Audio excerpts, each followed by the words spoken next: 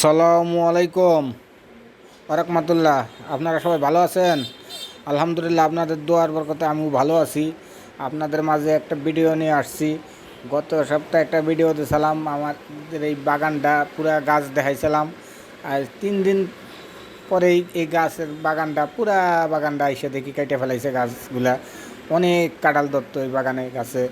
আমরা আসলে পরা এই বাগানে একটা না একটা কাঁঠাল পাকনা পাইতাম, আমরা খাইতাম, এনতে পাইরা অনেক আনন্দ হইতো। এখানে সব গাছগুলো বিক্রি করে লাইছে। তো এই বিভিন্ন গাছ আছে।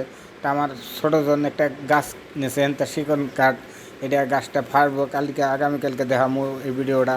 এখান তো অনেক গাছ আছে, পুরা বাগানটা ফাঁকা করে লাইছে।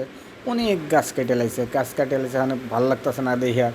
তাই আবার নতুন করে সিদ্ধান্ত নিয়েছে নতুন কোনো গাছগাছালি লাগাবে।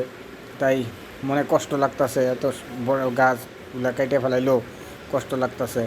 তাই আমি পরবর্তীতে আবার নতুন কোনো ভিডিও আপনাদের মাঝে দেব। আজকে এই ভিডিওটাই দিলাম, আপনারা লাইক কমেন্ট শেয়ার করেন। এই ভিডিওটা আমার কষ্ট লাগছে, অনেক কষ্ট লাগছে এত